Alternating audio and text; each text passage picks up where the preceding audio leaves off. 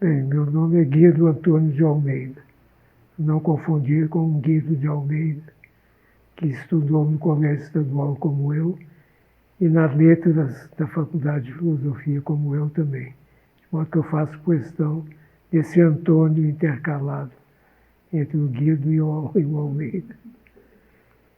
Eu estudei de 58 a 61 na Faculdade de Filosofia, que funcionava então no edifício Acaiaca. Então, conta pra gente como foi o seu processo de formação em filosofia e de onde surgiu o seu interesse pela área. Bem, meu interesse pela filosofia surgiu ainda no colégio, numa época em que a filosofia, aliás, era uma disciplina obrigatória no colégio, tanto no curso chamado clássico, com ênfase nas humanidades, quanto no colégio científico. A única diferença é que no curso científico durava um ano apenas e no clássico durava 2 anos.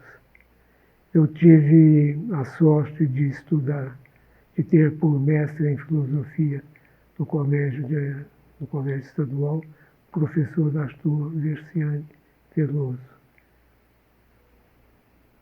O professor Veloso era uma pessoa simpaticíssima, muito engraçada, que cativava os alunos não só por sua verve em comum, mas também por sua ampla cultura. Eu já o conhecia sem conhecê-lo.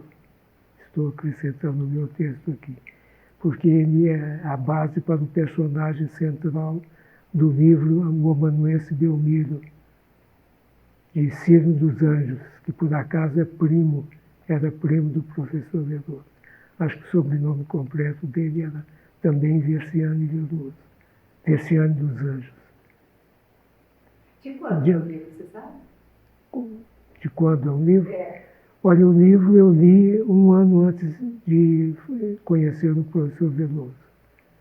De modo que deve ter sido em 55 ou 56. 55. Era publicado em uma coleção de livros distribuídos mensalmente, que meu pai assinava. Por isso, por acaso, eu li o Amanuense Belmiro e reconheci imediatamente o professor Veloso quando eu o conheci pessoalmente. Falei, esse é o personagem central, que era um personagem engraçadíssimo. Retratado como nietzschiano. Isso foi uma liberdade tomada pelo Ciro dos Anjos, que de fato o professor Veloso se identificava mais como um seguidor de Kant e mais ainda de Schopenhauer.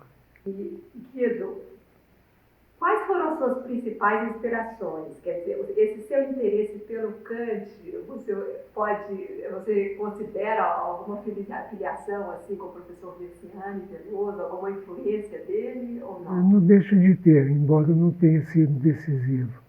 Eu me lembro que o professor Veloso me recomendou e emprestou para a leitura um livro que foi importante na literatura kantiana francesa do início do século XX. Ora, me falha o nome agora.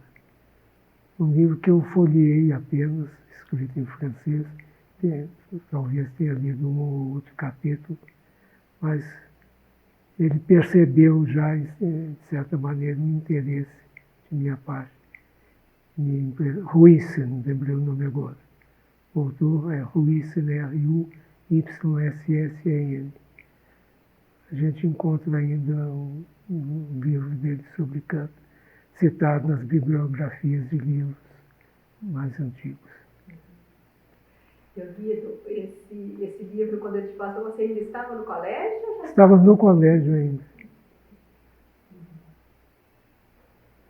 O meu estudo no colégio foi marcado não apenas pelas aulas do professor Veloso, mas também pelo fato de ter sido amigo e colega de classe do Herbert Souza, o Betinho, que se tornou uma pessoa conhecida no Brasil inteiro, né? E a quem o padre Vaz se referia como a consciência nacional, né? Betinho era uma pessoa mais velha do que os seus colegas de classe, que ele tinha, devido a uma tuberculose que ele tinha contraído, ele perdeu 4 anos de estudos. Então ele exercia, mas não apenas pela diferença de idade, mas também pela sua personalidade fora de série, uma influência enorme sobre nós, colegas deles. Sobre mim, em especial. Estou dizendo especial porque eu sou eu, simplesmente. E foi a ele que eu devo ter sido levado para a JEC, a Juventude Estudantil Católica, e depois a JUC. E com ele eu constituí, na transição entre o colégio e a universidade, um grupo de estudos dedicado à leitura de um livro de Emmanuel Mounier, que era um filósofo católico famoso na época, diretor da revista Esprit, que aliás era assinada pela Biblioteca da Faculdade de Filosofia, que se situava à esquerda. Era um representante do pensamento de esquerda católico, que imperava na ação católica, na JUC e na JEC. Você chegou a integrar a ação católica também? Depois virou AP, a ação popular ou não? Não virou. Pessoas ligadas a saídas da JUC, que era a ala universitária da ação católica, alunos, estudantes, sobretudo no Rio de Janeiro, ligados à Associação Metropolitana de Estudantes do Rio de Janeiro, entre eles o Raul Jordim. Essas pessoas é que bolaram, assim, tiveram a ideia de fundar um movimento político, que deram o nome de Ação Popular. E isso sob a inspiração do padre Vaz, que foi quem ajudou-os a redigir o manifesto de lançamento da Ação Popular. Isso ocorreu numa época que eu não estava no Brasil, como eu relato em resposta a uma dessas perguntas seguintes aqui. De tal modo que eu não estava presente quando a AP foi fundada, mas eu aderi a ela, tão logo eu voltei. Mas a ação popular nessa época era diferente da ação popular depois dos anos de chumbo na ditadura. Ela era um movimento, não era um movimento marxista ainda. Mas a ação popular marxista-leninista foi depois uma variação da AP.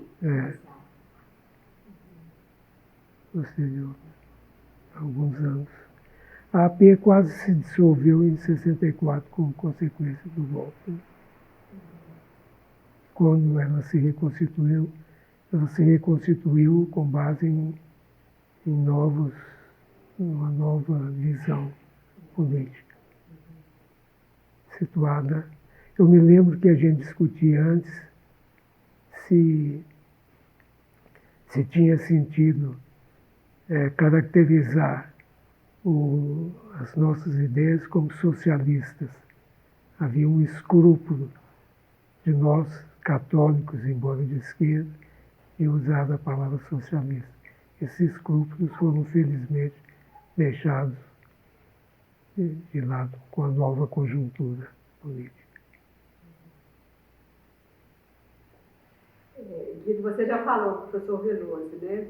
Você foi aluno das lembranças, então a gente queria que você falasse um pouco também da passagem pelo Departamento de Filosofia da UFMG, como discente e como docente, né? Qual que era o perfil do departamento na época que iniciou sua carreira? Qual que era a relação do Departamento de Filosofia com a cidade?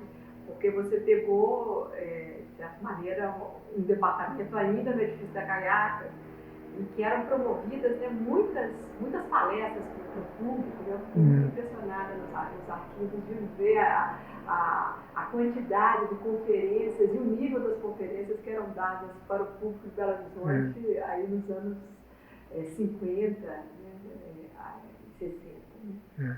Fala um pouco para a gente como que era o departamento de filosofia no Caiaca e depois se você pegou ainda o departamento de filosofia já na Rua Carangola. O departamento de filosofia de minha época era muito diferente do atual. Em primeiro lugar, ele fazia parte de uma faculdade de filosofia que tinha sido concebida segundo o modelo clássico alemão, Humboldtiano, como se chama, que se deve a Alexander von Humboldt. Né?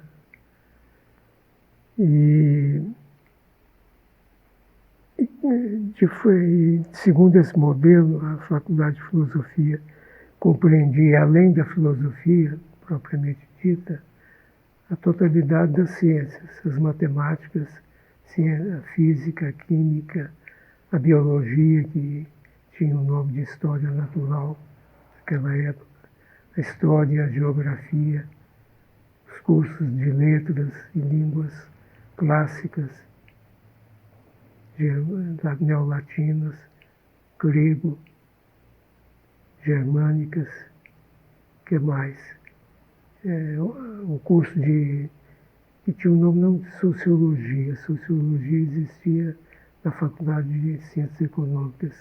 Era Ciências Sociais. Estudos sociais? Ciências. Tenho a impressão que era Ciências Sociais. E Antropologia, talvez, uma coisa assim. Eu acho que abrangia também pedagogia, mas não tenho certeza disso. Bem, embora isso não correspondesse de fato à realidade, nesse modelo, a filosofia era destinada ao papel de uma ciência rectrix, a qual incumbiria, enquanto saber reflexivo e conceitual, uma crítica do saber em todos os seus domínios. Saber teórico, prático e valorativo, de modo geral. Bem ou mal, na medida de suas forças, os professores do Departamento de Filosofia procuravam preencher esse modelo. Bem, em segundo lugar, era diferente porque o estudo da filosofia era organizado de uma maneira muito diferente da atual. Em primeiro lugar, se desdobrava em 3 anos apenas, com o 4º ano dedicado ao estudo da didática geral e a didática especial para quem quisesse se tornar professor de filosofia, e não apenas ser um bacharel em filosofia. Os cursos não eram ainda divididos em semestres, mas duravam 1 ano inteiro e abrangiam uma grade curricular muito estreita, da qual constava a história da filosofia em 3 anos, antiga, medieval e moderna. O professor Veloso era professor da moderna, dado o 3º ano.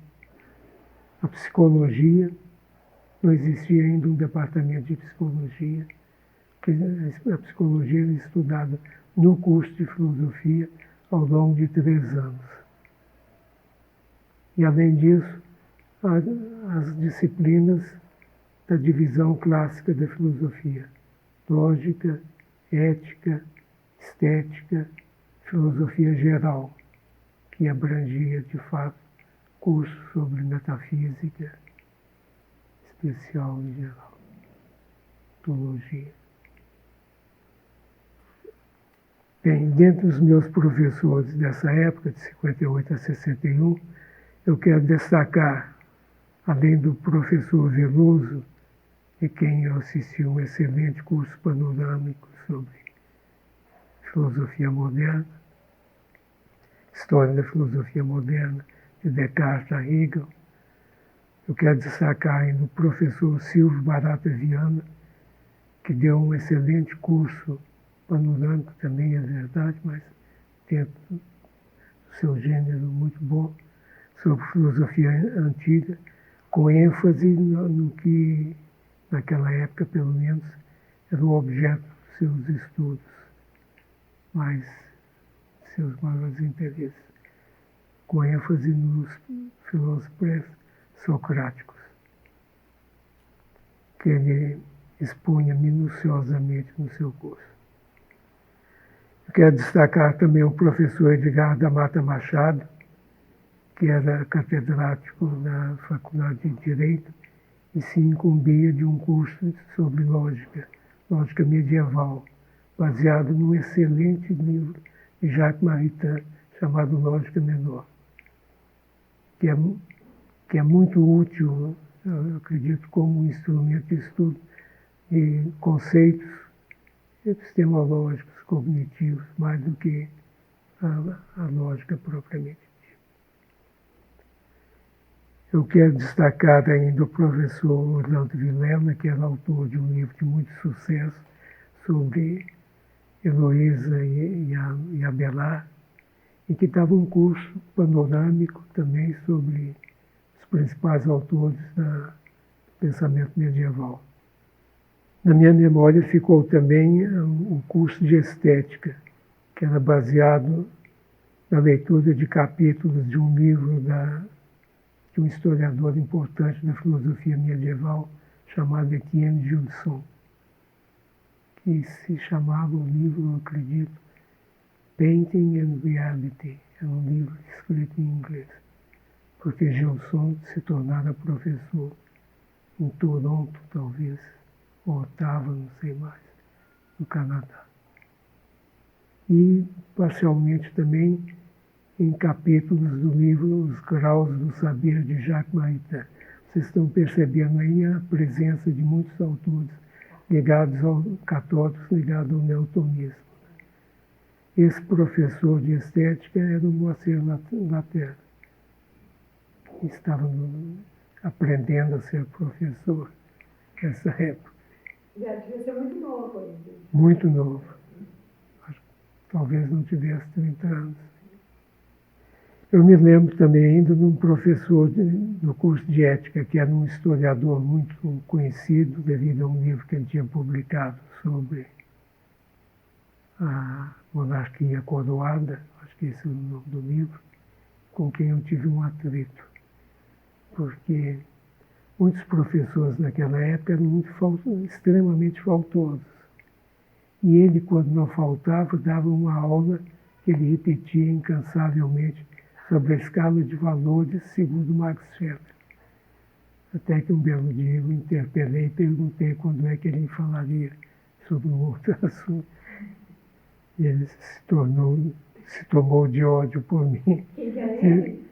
Não vou dizer o nome dele. Você foi aluno, por acaso, do Padre Clóvis? É o dele que eu ia falar agora. O Padre Clóvis era uma pessoa engraçadíssima, muito simpática. Também um pouco faltoso, mas que dava aulas, quando dava aulas interessantes, claras, pelo menos informativas, sobre conceitos da metafísica, da ontologia, sobretudo, tomista. Ele se tornou vice-prefeito, né? Ele era vice-prefeito nessa época e se tornou prefeito. Prefeito também? Um ano depois. Alguns anos depois. Em 62 ele se tornou prefeito de Belo Horizonte. Esse alemão, Anzorg, você chegou... Não, eu acho que ele faleceu em 56. Né? 56? Mas parece que foi um nome importantíssimo dentro de uma formação sólida em filosofia Você tinha na ouvido falar Alemanha. dele? Já, o Veloso falava muito dele, já no colégio estadual. E depois, quando eu entrei para o departamento, para o curso de filosofia, eu via na biblioteca muitos livros que pertenceram a ele. Assim, devem existir até hoje, assinados por ele. Eu lembro de uma história da filosofia indiana, em 3 volumes, assinado por ele. Eu acredito que a coleção da Kantstudien era assinada, mas as obras da academia, eu acredito que pertenceram a ele também. Havia muita coisa importante na nossa biblioteca que veio da biblioteca do professor Lanzor. Tem inclusive um quadro dele, um retrato dele lá na biblioteca. Descobrimos isso agora. Não me lembro desse retrato, não. Ele era muito prestigiado, o professor Veloso. Foi uma pena que ele tenha morrido tão cedo. Bem, agora, além desses cursos de filosofia, eu quero mencionar ainda uma coisa que teve uma grande importância em minha formação filosófica, que foi a participação num grupo de estudos formado e liderado pelo José Henrique Santos, que era uns 2 anos mais velho que eu. E nesse grupo de estudos estudávamos o que não era proporcionado a nós no curso de filosofia. Procurávamos nos informar sobre a filosofia contemporânea.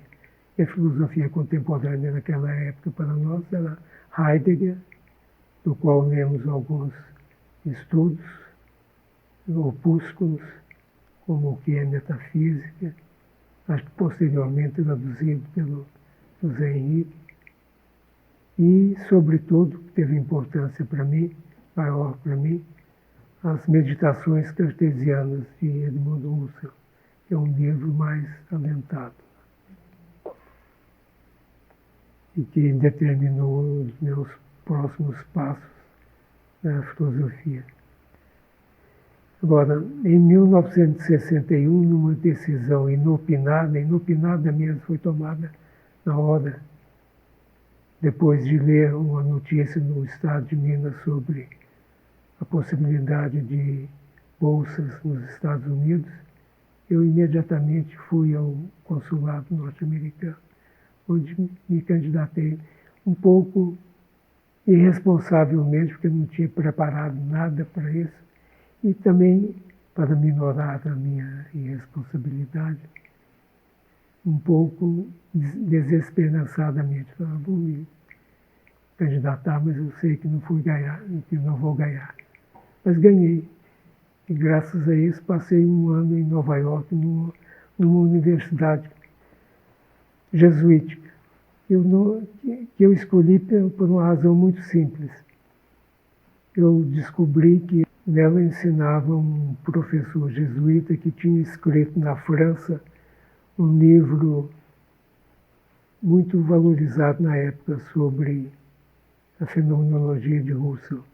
Se chamava Fenomenologia de Husserl.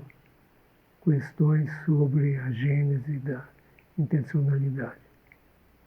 Então, por causa disso, eu escolhi passar um ano na Universidade Fordham, onde ele dava aula. Infelizmente, não pude fazer o curso dele, que naquele ano era reservado para doutorandos. Quando eu terminei o meu ano lá, eu fui convidado para me inscrever no doutorado. Mas eu já tinha concebido um projeto mais ambicioso de estudar na Alemanha. E tinha deixado uma namorada também no Brasil. Então eu resolvi voltar e me dedicar ao projeto germânico que eu tinha concebido. E assim, em 64, eu me candidatei a uma bolsa do TAD, que que é o Serviço Alemão de Intercâmbio Cultural. Ganhei a bolsa em 66, eu me encontrava na Alemanha, estudando na Universidade de Freiburg. Eu pensava voltar ao FMG, que não era ainda F, não era no federal ainda. Pensava em voltar ao UMG, onde eu tinha me tornado professor de ensino secundário. O professor Veloso havia fundado um curso um curso preparativo para o vestibular na Faculdade de Filosofia. E eu fiz o concurso, passei, entrei como professor. Esse curso durou um ano só, e eu fui realocado para o Colégio de Aplicação, onde passei 2 anos. Ao mesmo tempo que eu, a título de assistente de filosofia, que era um cargo muito precário, dado a jovens principiantes, eu dei um curso de teoria do conhecimento, baseado no Mênon de Platão, e um curso de lógica, onde eu aproveitava o que eu havia conhecido, havia estudado com o professor Edgar da Mata Machado. Isso destinado a alunos do curso de psicologia, que entre mentes tinha sido fundado, separado da filosofia. Isso foi antes de você ir para a Alemanha? Isso foi antes de eu ir para a Alemanha. O último ano que eu passei no Brasil, antes de ir para a Alemanha, em 65, eu dei aulas no colégio universitário, recém-fundado pelo professor Aloysio, que era o reitor da universidade então. Luiz Pimenta. Então, Guido, fala pra gente só esse período antes, um pouquinho antes de você ir para a Alemanha, se você sofreu algum tipo de perseguição política devido à sua atuação assim, nesses movimentos. Bem, eu fui preso em abril de 1964, aqui no edifício da Fafiche, na Rua Carangola, junto com as 20 outras pessoas. Eu fui preso em abril de 64, junto com outras pessoas, no antigo prédio da Fafiche, denunciado que fui, como vinha a saber posteriormente, como comunista, pregador do amor livre e do anticristo. Eu acho que esse amor livre aí entra por conta de uma aula que eu dei no Colégio de Aplicação sobre a liberdade em Sartre como valor moral fundamental. E essa aula foi assistida por uma professora, Ias Freira, de didática especial em filosofia, que levara seus alunos lá para assistir uma aula de filosofia. E na mente um pouco turva dela, essa ideia de que a liberdade era um valor moral fundamental se transformou ou foi interpretada como uma defesa do amor livre.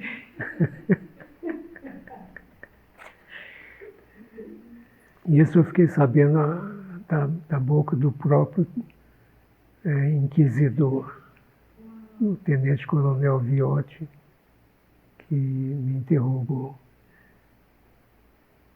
nesse ano. Você chegou a ficar quantos dias preso? Bem, eu felizmente fiquei preso um dia, no cárcere, no DOPS, um dia só, porque eu era vizinho de um assessor do governador Magalhães Pinto, que conseguiu transformar a minha prisão, que exigiu que a minha prisão fosse transformada em prisão domiciliar. Eu fiquei 3 meses restrito à minha casa, que era perto ali na Rua Congonhas, a 2 quarteirões da Faculdade de Filosofia. Até que esse mesmo amigo da família, vizinho, conseguiu, através do Magalhães Pinto, a transformação, a liberação da prisão domiciliar. Então, houve uma mudança radical com o golpe. Assim. E eu fui suspenso também durante esses meses das minhas aulas no Colégio de Aplicação e na Faculdade de Filosofia. Isso já em 64? 64. Eu fiz a experiência desagradável de ver pessoas que antes conversavam simpaticamente comigo, antigos professores, como o professor de psicologia, com quem eu batia papos animadíssimos sobre política antes, que simplesmente cortou relações comigo. Uau. E uma outra pessoa fez a mesma coisa também.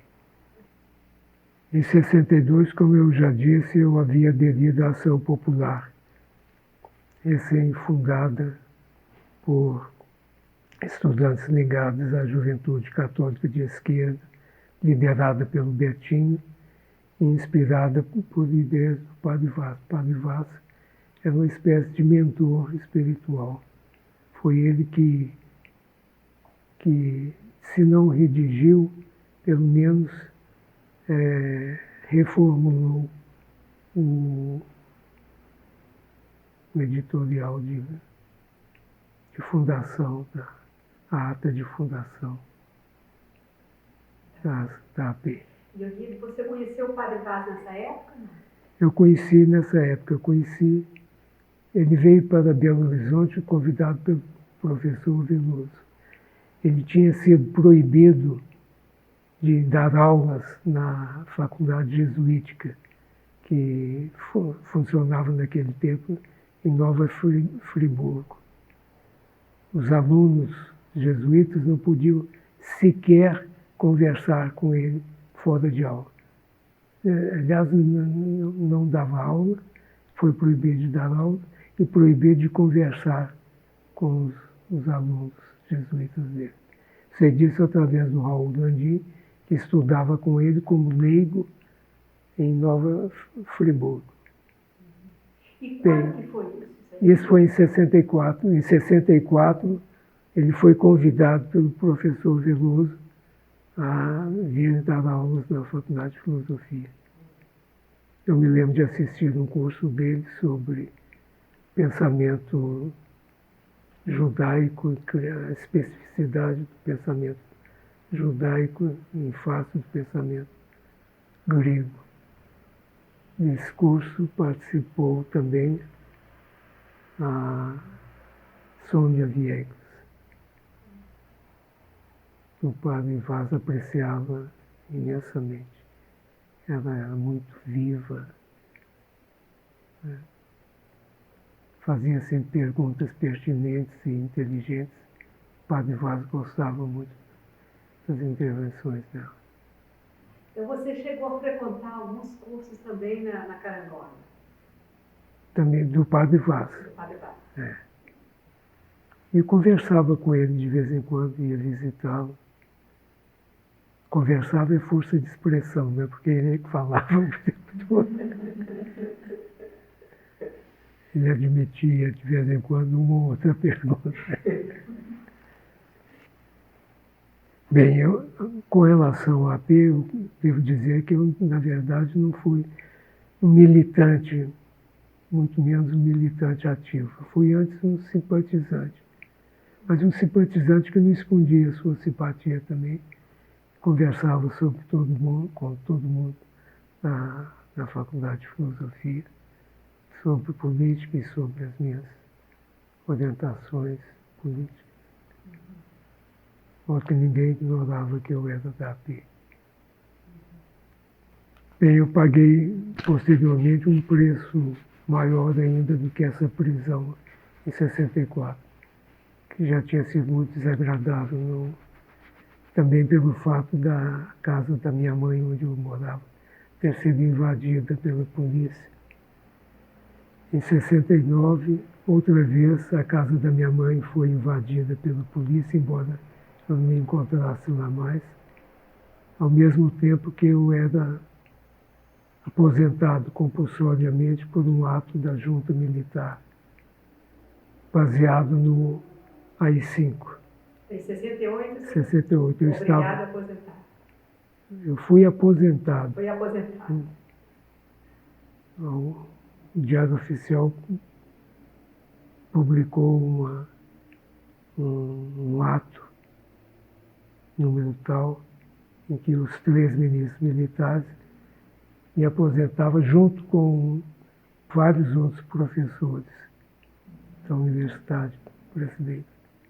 Quando você voltou da Alemanha? Quando você foi quando você voltou? Eu fui em 66 para a Alemanha. Terminei o meu doutorado em 1970. Em novembro de 70 eu fui para a Bélgica, para a Universidade de Louvain, a antiga Universidade de Louvain, que ainda não tinha sido dividida em duas, e que se encontrava em Leuven, na parte flamenga.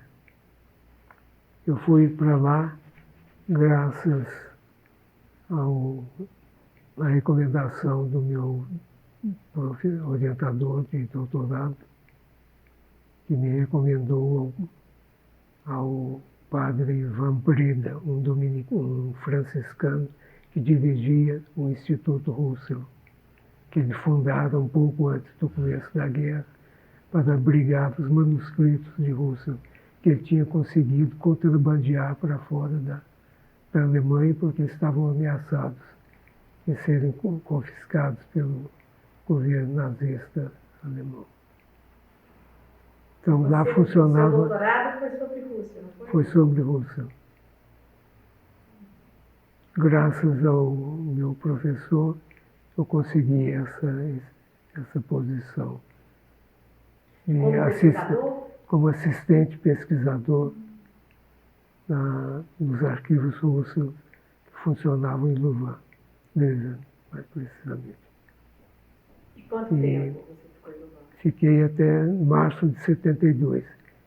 Em 72, a PUC do Rio de Janeiro tinha um reitor, Viveiros de Castro, muito aberto politicamente.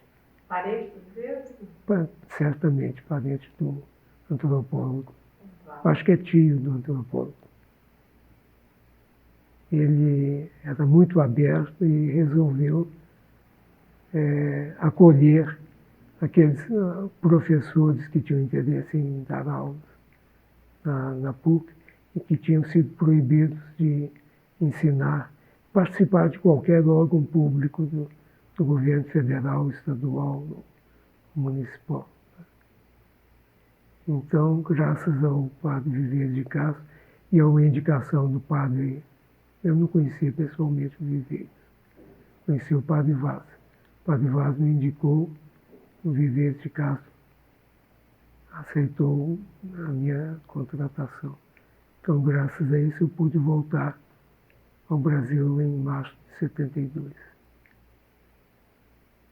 Fiquei na PUC até 80, quando fui demitido juntamente com outros professores de esquerda que tinham sido admitidos pelo Viveiros na mesma época.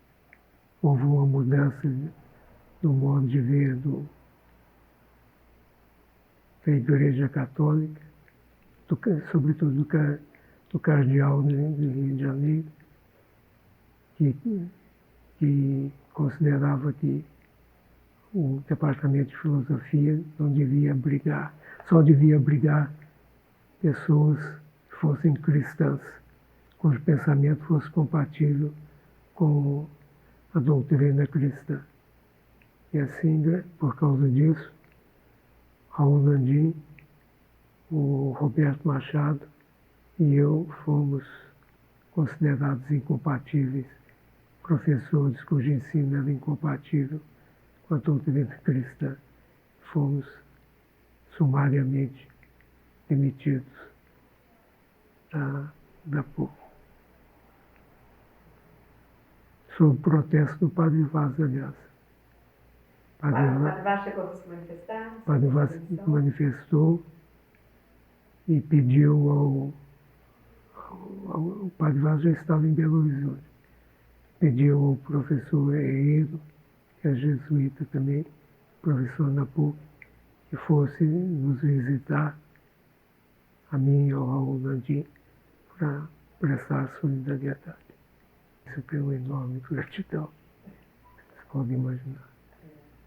Guido, fala para a gente só um pouco ainda da Alemanha, assim, essa diferença da formação que você teve, se numa instituição alemã, se você sentiu uma diferença muito grande da formação que você teve aqui no Brasil, e como que essa sua formação e essa experiência internacional nas universidades alemãs impactou o seu trabalho como professor, como pesquisador e como orientador? Sobre isso eu escrevi uma respostinha aqui também. O que mais me impactou, como você diz, na Universidade Alemã, foi a ênfase dada ao estudo de textos, entendido como um esforço de pensar junto, que era uma expressão constantemente utilizada pelos professores. Mitdenken.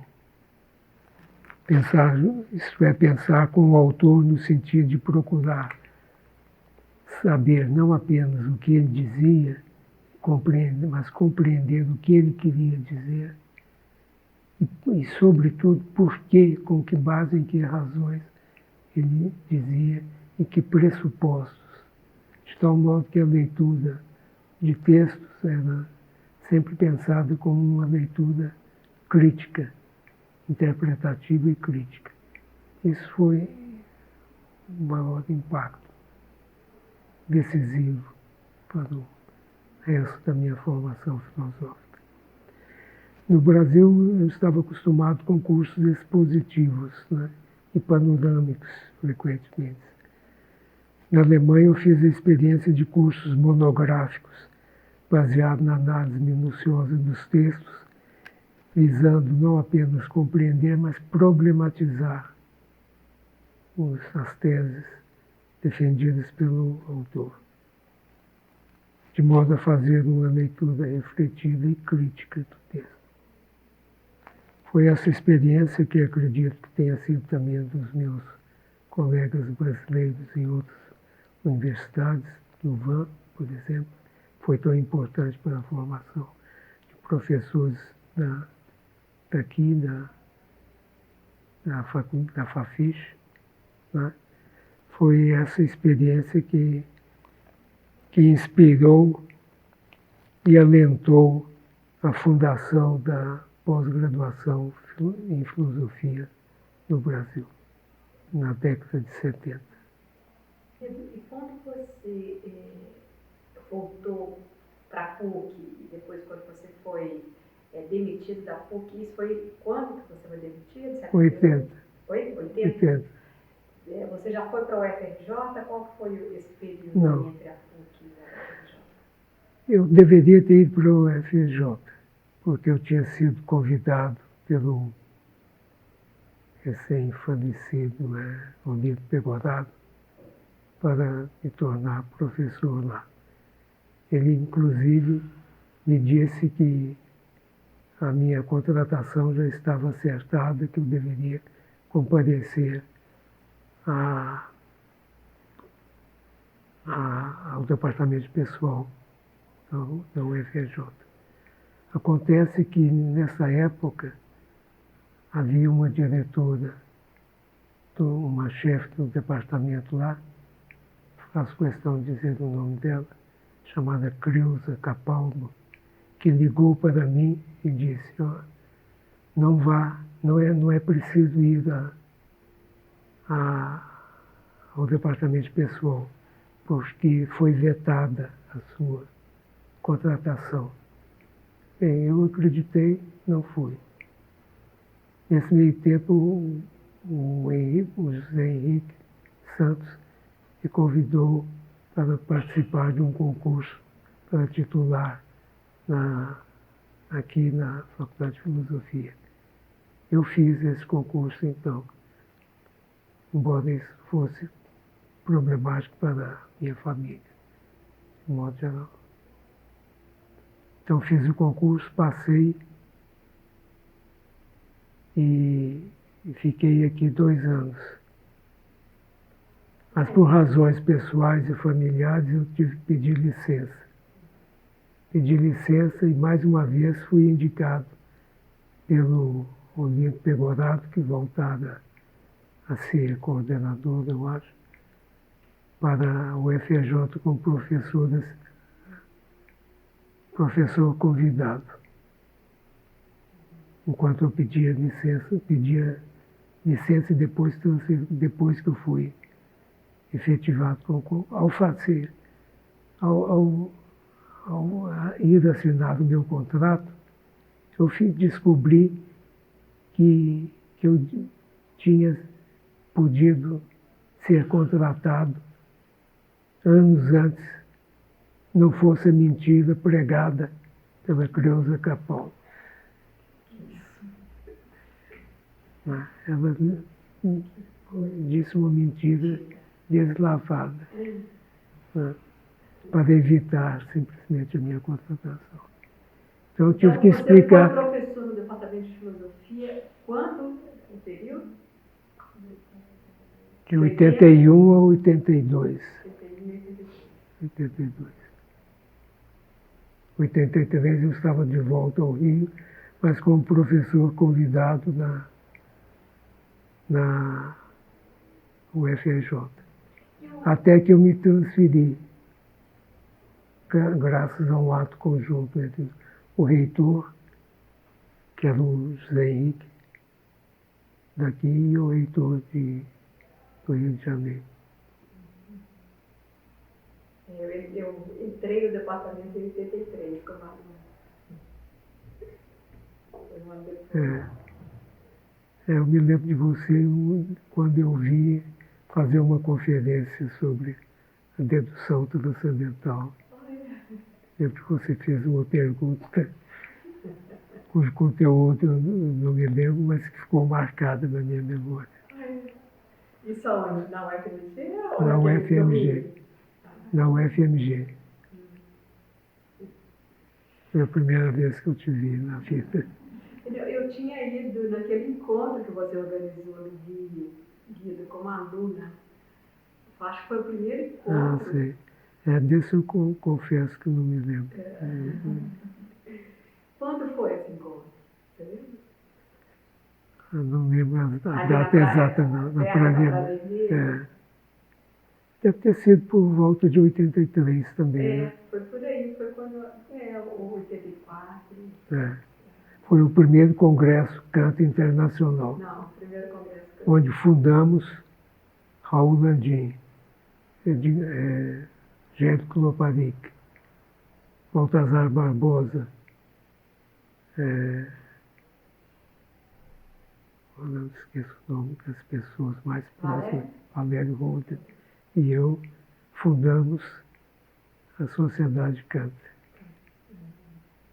que existe até hoje. E vocês estavam fundando uma revista também na época, que eu lembro. Não, isso foi um pouco posterior. Fundamos, a ideia foi minha, mas de fundar a Analítica. Eu já havia tentado fundar uma revista filosófica no Brasil, quando o Olinto Pegoraro fundou uma sociedade de estudos filosóficos chamada SEAF, conhecida como SEAF, Sociedade de Estudos e Atividades Filosóficas. Que tinha um braço lá na filosofia. Que tinha um braço da filosofia. Da UFMG. Não, UFMG. Através do Anchieta. Você encontrou o Anchieta lá no Rio? Encontrei com Anchieta, com o Amaral, com o Hugo César, com o Walter, com o Baltazar Barbosa. Eles eram estudantes dessa época? Eram estudantes, todos eles, fazendo um doutorado lá. Raul Landim também estava lá. Eu não sei eu devia ter ido para a Louvança, mas não sei porquê. Optei pela Alemanha. E você teve uma formação católica muito forte, né? Familiar, imagino. Familiar não foi tão atuação? forte assim. Não? Ela se tornou forte depois que eu conheci o Betinho. Aí eu li os evangelhos, né? E me deixei, eu atravessei uma fase quase que mística, mas que durou muito pouco tempo também. E Mesmo quando porque você rompeu com essa tradição? a leitura dos evangelhos foi responsável pela falta de fé. Eu acreditei perceber lá que me chamou a atenção o fato de que em nenhuma passagem realmente digna de fé,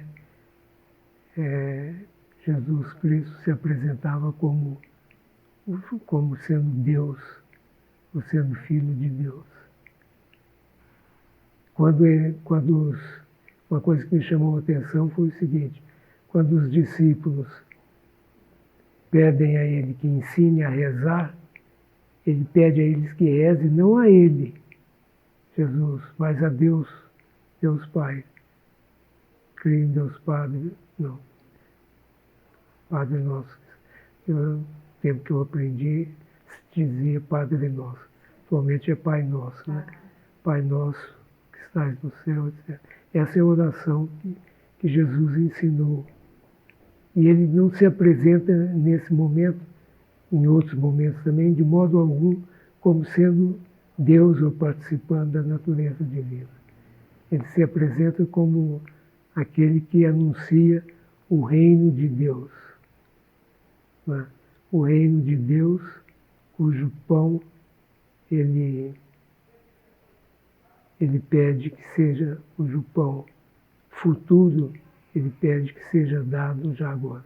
Pão nosso de cada dia é uma tradução errônea do grego epiúcios. A tradução correta é o pão nosso de amanhã, vindouro. O pão vindouro, o pão que virá com o reino dos céus, com o reino de Deus, dai-nos já hoje. É uma oração impressionante, porque também não pede nada em proveito próprio, que não seja esse pão nosso de cada dia. O pão nosso de cada dia é aquilo que vai alimentar as almas quando as pessoas deixarem de lado o ódio que as desune. É uma visão puramente espiritual e sem muita transcendência também, porque o reino de Deus é um reino a se realizar neste mundo, né? Por uma transformação no coração das pessoas. Isso teve um significado religioso para mim, mas, ao mesmo tempo, me conduziu para fora dos dogmas da religião dogmática, do catolicismo dogmático. Eu me lembro de uma vez na casa do Moacir Laterza, onde eu encontrei, já em tempos universitários, o Betinho e um líder que teve muita importância. Pouco importa, anunciando para eles que eu não era mais católico, por isso tinha que sair da juventude católica. Você chegou então a romper com a juventude católica. Né? Betinho falou: que bobagem que você está fazendo. Né? Você não precisa acreditar para ser católico. O importante é ter atitudes, né? Contribuir para a realização dos valores que a gente acreditava. Então, eram anos de muita esperança. Né? Tudo desaguou na campanha de Diretas Já. O PT já tinha sido recém-fundado, então era época de muita fé e esperança política, sabe? O senhor voltou a se envolver politicamente nessa época? Você participou da fundação do PT?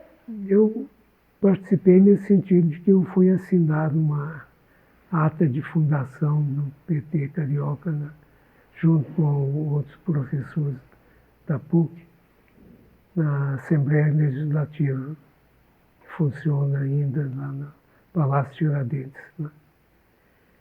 Participei de 2 reuniões, uma célula, um grupo de professores, mas que não era a minha praia, sabe? Eu desanimei logo em seguida e preferi passar a me considerar um simples ajudante. Assim, eu ajudei na campanha de uma deputada estadual chamada Maria José, servindo de chofer para ela pela Que desperdício! Pela periferia do Rio de Janeiro. Foi assim que fiquei conhecendo cidades como Nilópolis, Seropédica, Nova Iguaçu. Então, como eu não tinha talento político, não sabia sequer me intervir de uma maneira adequada nas discussões, eu achei que era melhor ser mais humilde nas minhas ambições. Você não chegou a redigir nenhum documento? Não. Então, Guido, a gente já está passando agora para quase o final aqui da entrevista. Como que o senhor percebe essa evolução do ensino e da pesquisa em filosofia no Brasil? E como que a área se transformou ao longo do tempo? Você acompanhou a filosofia, né, desde os anos final de 50, né?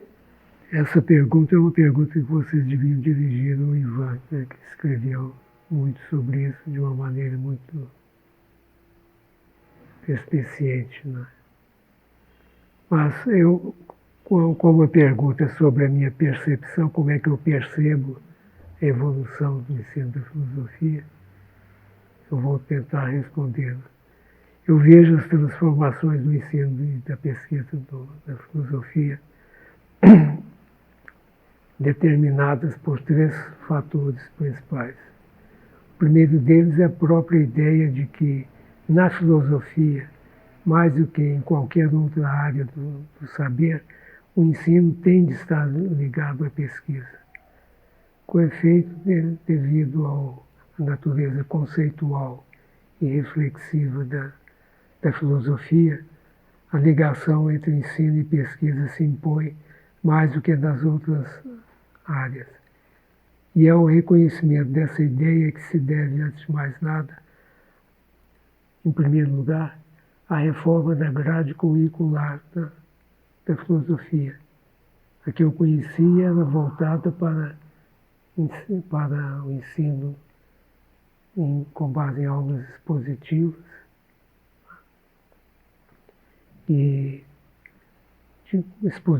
voltados para a exposição de conteúdos adquiridos e para dar uma visão panorâmica da aquisição desses conteúdos, né?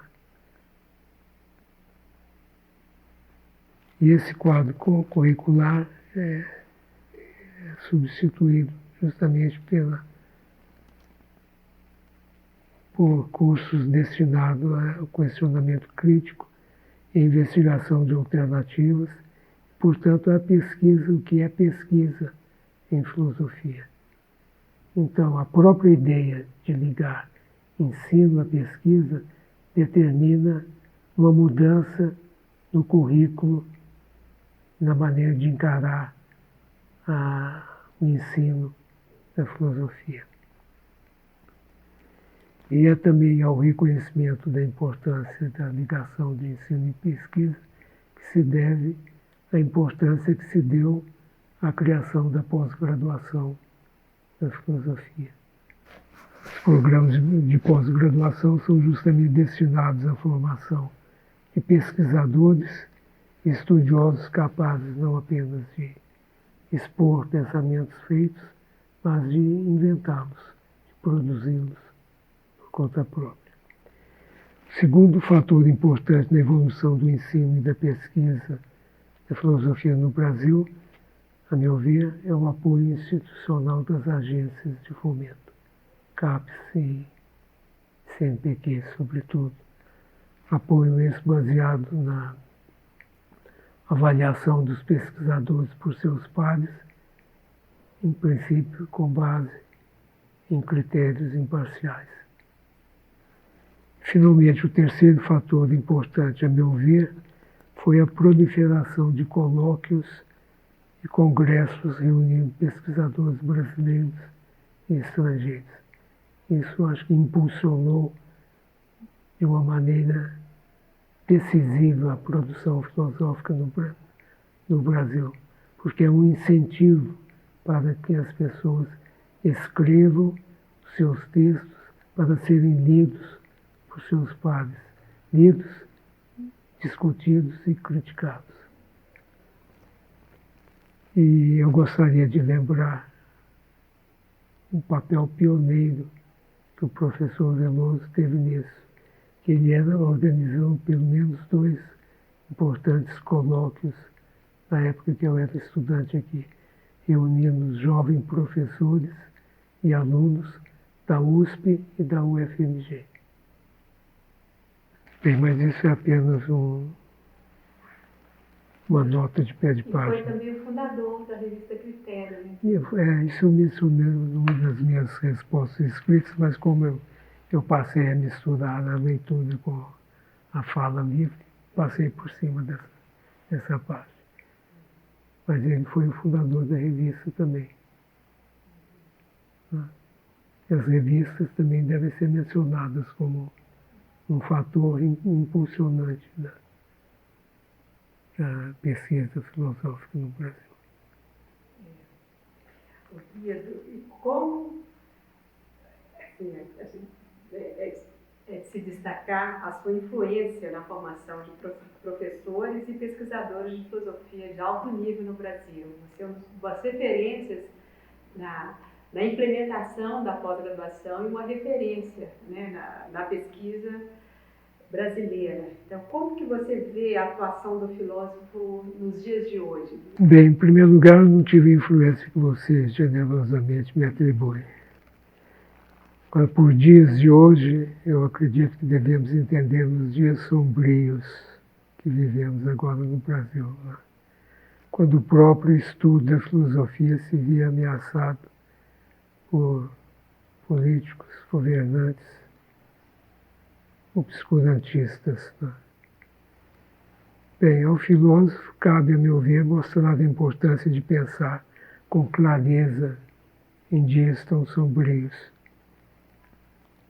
onde não apenas governantes, mas juízes e procuradores da justiça procuram confundir e mistificar o público por meio de reles sofismas.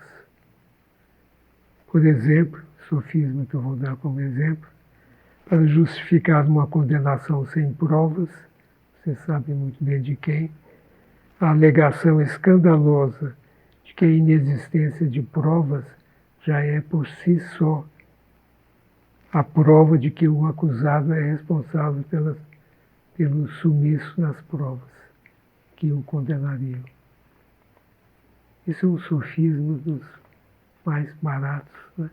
E, no entanto, é usado para mistificar as mentes de tanta gente. Né?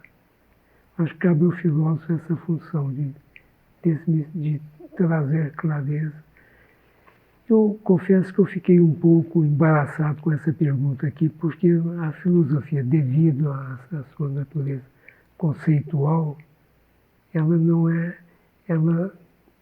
não depende e não é capaz de prover o conhecimento de fatos e coisas.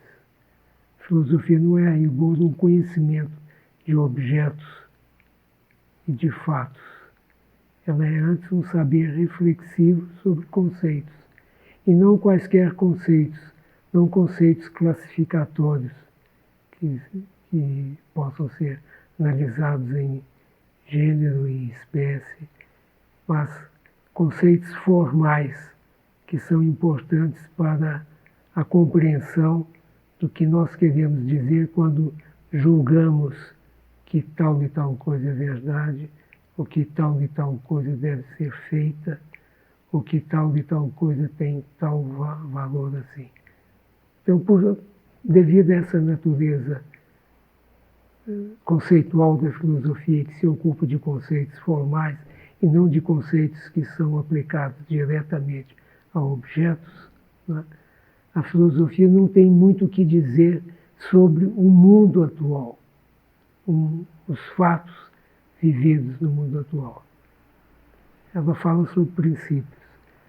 Aí eu acho que um filósofo kantiano, por exemplo, poderia lembrar, a propósito dessa condenação injusta do presidente Lula, poderia lembrar que o princípio que proíbe a condenação sem provas é um princípio basilar do direito, como explica Kant na Metafísica dos Costumes, na doutrina do direito, porque sem esse princípio não podemos imputar a ninguém o status de pessoa de direito, sujeito de direitos. A ideia de ser um sujeito de direitos acarreta inevitavelmente essa ideia de que o ônus da prova cabe sempre ao acusador. Senão você, se esse princípio é deixado de lado, o que acontece é que nós destituímos uma pessoa acusada sem provas de seu valor como sujeito de direitos. Eu acho que é nesse nível que a filosofia pode atuar, não no nível que depende do conhecimento dos fatos. Mas sempre podemos aplicar, ainda que longínquamente, esse saber rarefeito dos conceitos, de conceitos formais, ao que existe.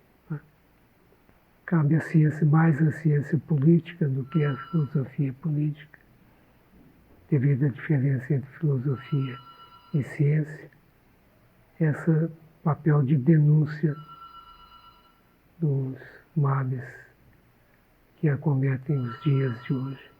A gente vê com esse movimento todo de retrocesso que estamos vivendo, que tem a ver, né, primeiro com o impeachment da presidente Dilma, com a condenação do Lula e depois com a ascensão da ultradireita, uma espécie também de ataque às nossas universidades, às nossas instituições e ao saber acumulado e adquirido historicamente. Parece que a ciência está no mesmo padrão, ou no mesmo nível que uma mera opinião de alguém que acha que, por exemplo, o nosso chanceler, ele deu uma declaração de que ele viajou para Roma e ele se sentiu muito frio, é um sinal que o aquecimento global não existe. Então, essas afirmações que parecem uma onda, de certa maneira, uma espécie de obscurantismo, e que parece, não sei, a filosofia kantiana e o iluminismo kantiano é capaz, pelo menos, de oferecer algumas respostas a isso. Como que você vê especificamente o papel da filosofia kantiana nesse contexto? Eu escrevi uma coisinha sobre isso aqui. Quanto à atualidade do iluminismo kantiano, ele não poderia ser maior no Brasil atual, acredito eu. Como você sabe, o termo que Kant utiliza em alemão para designar o que chamamos de iluminismo é Aufklärung, que traduzido literalmente seria esclarecimento.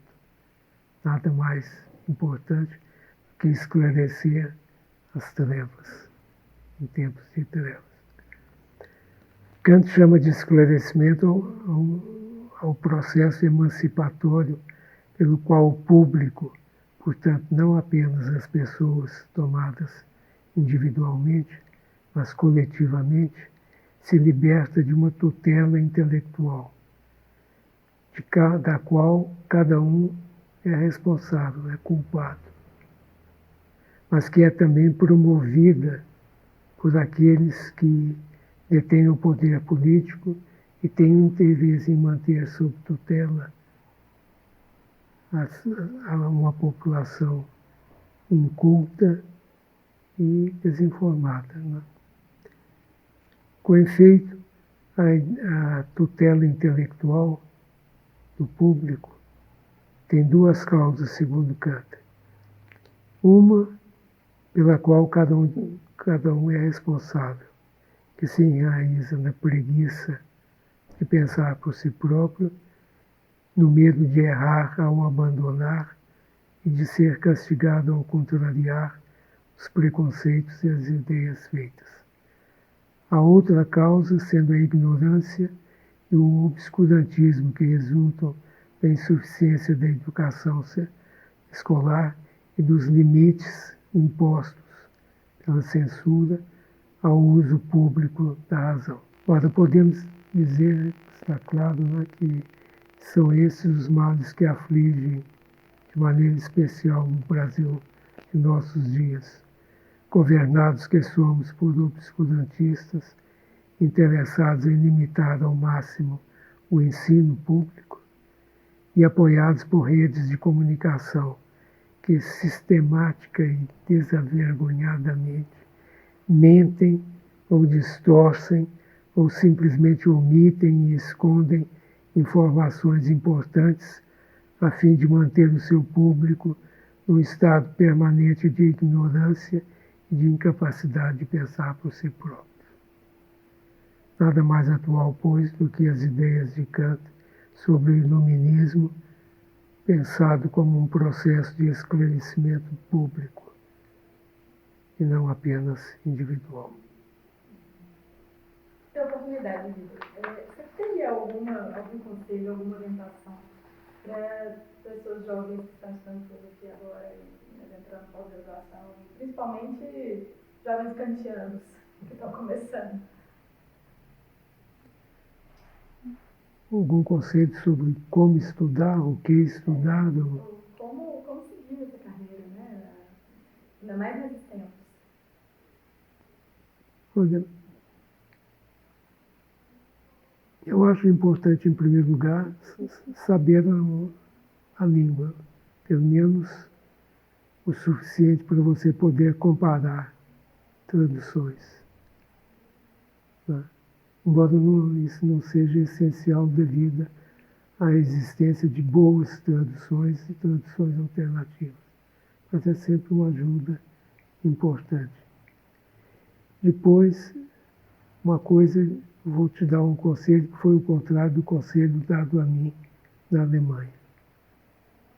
É importante, eu acho, você estar ao par da pesquisa feita atualmente sobre o kantismo.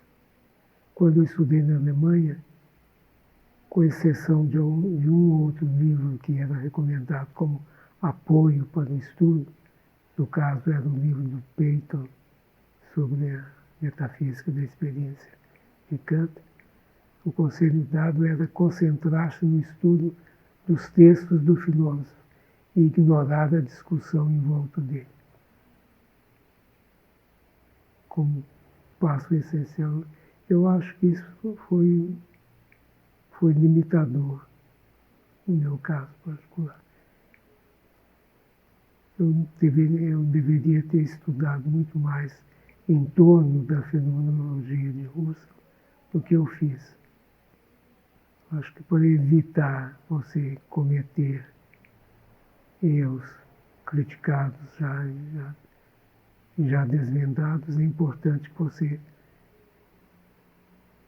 leia os comentários e artigos de pesquisa atuais sobre o autor.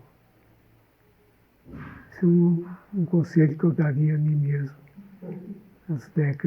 na década de 60, 70. O Guido, só para concluir, para ter curiosidade minha, como que foi essa sua descoberta, não, retomada do kantismo como objeto de pesquisa? Porque a sua formação, a sua tese foi sobre Husserl, depois você teve uma orientação muito wittgensteiniana. Eu lembro da Lívia, que é professora do departamento, que foi se orientando numa dissertação sobre Wittgenstein. Wittgenstein foi um dos seus objetos de pesquisa. E um pouco mais tardiamente Kant. Né? Como que foi essa passagem, esse retorno a Kant? Foi determinado por dois fatos que eu vivi ao voltar ao Brasil. Um foi de ordem teórica.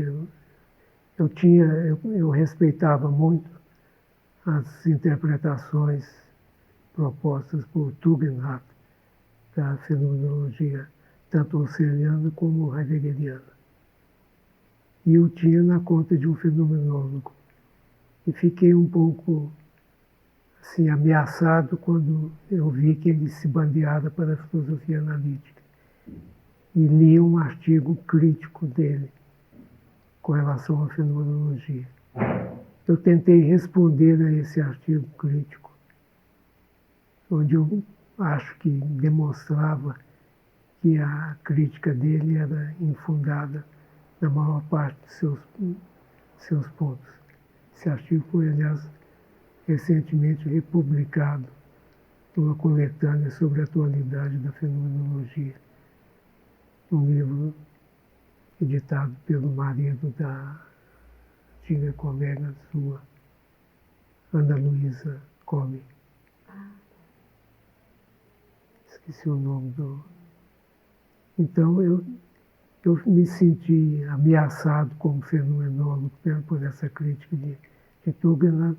Tentei responder, mas, ao mesmo tempo, me parecia que a alternativa à língua analítica proposta por ele poderia ser mais frutífera. Isso eu reconheci, apesar de achar que podia defender a fenomenologia de Husserl de muitas das críticas feitas por ele. E outra coisa que me pôs em xeque na minha orientação fenomenóloga no Brasil foi o fato de que, ao voltar ao Brasil, não encontrei mais interessados. Com uma ou duas exceções, não encontrei mais ninguém querendo se dedicar ao estudo da fenomenologia, que era, quando eu saí no Brasil, a orientação filosófica mais importante para aqueles que se voltavam para a Europa, é claro. Então, a falta de público interessado elevou, e as críticas de um ex-fenomenólogo me levaram a considerar a necessidade de estudar, de me informar sobre a filosofia analítica. Aí me dediquei um pouco ao estudo de autores como Wittgenstein, Austin também, filosofia da linguagem ordinária, Ryle.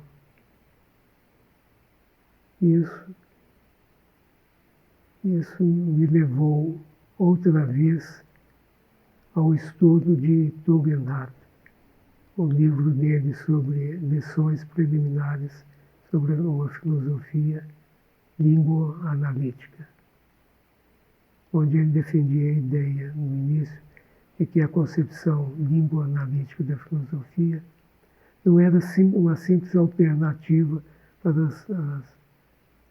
não era só uma oposição, uma alternativa excludente das orientações anteriores, dos paradigmas anteriores. Mas era também dava a possibilidade de retomar as questões da filosofia antiga, Aristóteles, Kant, por exemplo, ele citava especialmente, dava a possibilidade de retomar as questões antigas de uma maneira mais perspicaz. Então eu comprei essa ideia e vendi, aliás, essa ideia para um grupo ao que eu pertencia no Rio de Janeiro. O Raul Landim e eu havíamos fundado um seminário de filosofia da linguagem destinado ao estudo de textos importantes da filosofia analítica. Eu propus a ele que a gente lesse esse livro introdutório, que é muito mais do que uma introdução, é uma exposição sistemática e muito inteligente dos principais temas da filosofia analítica da linguagem. Propus, então, um estudo sistemático que nós fizemos durante pelo menos um ano e meio, do livro de Tugendhat. E lá resolvemos, como resultado disso, decidimos estudar Kant. Ele disse que é possível retomar as questões kantianas numa chave língua analítica. Então, vamos tentar fazer isso. E promovemos um seminário sobre a dedução transcendental que durou vários semestres, da qual participou muita gente. E a própria Virginia esteve lá. Um semestre ou 2 semestres. Professores de fora, franceses, estiveram participando. O Roberto Machado participou também. Foi uma experiência muito rica e que me reconduziu de volta a Kant.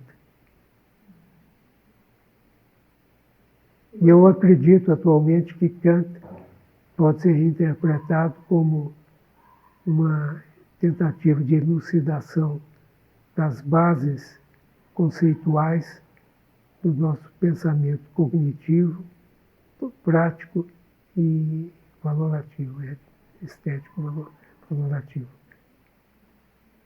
Que tudo se baseia numa compreensão dos predicados fundamentais e juízos que expressam o conhecimento, expressam normas éticas e expressam valores estéticos.